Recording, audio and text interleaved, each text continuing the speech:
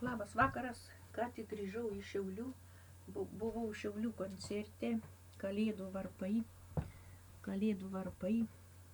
Buvo koncertas, pučiamųjų orkestras, dalyvavo vyrų pučiamųjų orkestras, paskui dainavo Jazukonis, solo, Pavilionis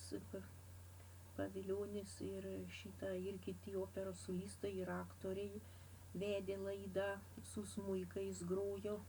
Vėliau įkelsiu videos iš koncerto. Pažiūrėjau Šiaulių eglutę, prie eglutės buvau, prie bažnyčios, Petro ir Povilo bažnyčios ratą suktis. Labai gražu, patiko viskas, taip pasipuošiau ir gerų jums kalėdų džiugių ir laukti naujų ateinančių metų, naujųjų metų.